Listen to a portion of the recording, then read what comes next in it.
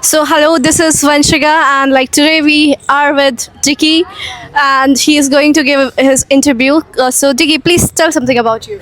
Yeah, hello. I help connect the world's startup ecosystems and currently traveling the world and live in between India and Australia. Amazing, that's wonderful. And next question, what industry did you decide to pursue a career and why? For me, it was I've always been a traveller and I was always looking for a purpose to my adventure in. And then I started working in the innovation space and I realised it spoke to me because the people that I was working with, entrepreneurs, were just like me, had ambition, had drive, loved diversity in what they were doing. And then I sort of realised I could combine the two things. So I could be someone that helps to connect across international markets and be that cultural translator.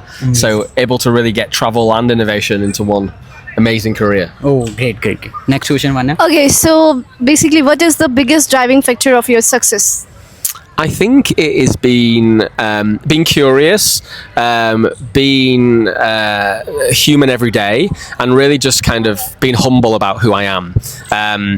I've been on the Jagatree Yatra now for the last 15 days. I don't think there's many foreigners that I know that could survive 15 days living on a train in India. Yeah, definitely not. And I think for me, like it's probably been 20 years of being that person that is just That's also without non-veg. exactly and hot showers and black coffee and everything else. But I think for me, like I started traveling when I was young, when I was 18, and for me it was about putting myself in situations that were challenging, right? So this is definitely the biggest challenge, but that constant challenge means that I've got that skill set to be able to be resilient and confident and take action and accountable and be disciplined. So I think that's what really drove me to start with. Okay, so like how it was like eating like vegetarian food for like 15 days.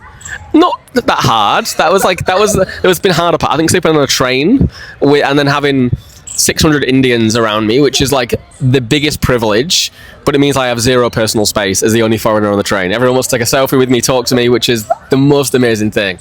But there's definitely moments where I'm like, I need to hide and be an introvert. That's been the hardest challenge. I need some personal space. That's why your like thoughts. 100%. Exactly that. Exactly. And the last question is, what's your last message to our younger generation?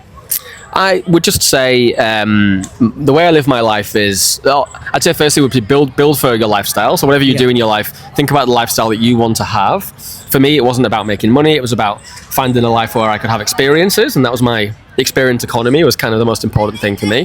So don't get sucked into having to make $1 billion to be a success. There's many other ways to have purpose in your life. And the other thing would be just to say, there's two people in the world that you need to impress, okay? Yeah. The 8-year-old version of yourself, the person that's dreaming, that's has wanderlust, has adventure about their future, and then your 80-year-old version, the person that's the old man talking to their grandkids, saying, "Here's what I did with my life." Like a story. Exactly. If you think about impressing those two people, then you'll always live a life full of purpose, full of impact, and an amazing life. And I'm excited for all the young people listening to see what they do with their lives. So basically, you like travel a lot, and you traveled around 69 countries. So like, could you tell something about that? Yes, I'm on a mission to get to 100 before I'm 40. So I'll tell you now that I'm 37, so I've got 31 to go in the next 3 years. It's going to be tight. But for me, it's not about the quantity, it's about and bringing perspectives into my life. Right? Every place I go to, it doesn't have to be a new country. It can be a new city, or it can be a new place of work, or a new ideology. Those perspectives that you gather and you collect, for me, make me a more whole person. So on this train, like in the Yatra, I've been challenged so many times by different ways of thinking, and that for me is about growing as a human being, and that's also what it takes to be an entrepreneur. You have to think differently, and you have to think outside of the box. Okay, so one more question I have to ask, like, what is this that making you like so energetic and like every day ready for the traveling? You have a choice every day, right? And I think you choose happiness. That's what I think every day. You have a choice to wake up and be grumpy and be mad at the world, things are too hard. But if you choose happiness every day and you go into the world with optimism, good things come back to you. I love that you say full of energy. I wouldn't say on day 15 that I'm full of energy right now. I'm literally hanging on to this bush behind me. But yeah, still every challenge, meet with a smile, positive attitude. That's my advice to any young people watching. Because that is, for me, really what will get you to be a success, however you define that.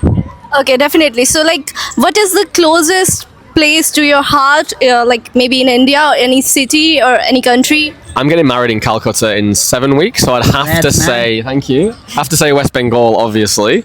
I love my Mishti and my Bengali family. My family are full of poets and intellectual thinkers. So it has to be that. It's a special place to me, and even more so after I'm married Okay, there. like apart from Kolkata. I'm from England originally. I've got loads of countries that I've had: Myanmar, Bosnia, Vietnam, Japan. Countries that really made a huge impact on me at different parts of my life. It's too hard to pick like the favorite now. Generally, where I am is the favorite. This year, India and China is where I spent most of my time, and I've loved both of those countries for different reasons. Okay, so it's nice meeting you, and it's an amazing interview. So much, man. Thank you so much. Yeah. Awesome, guys. Nailed it.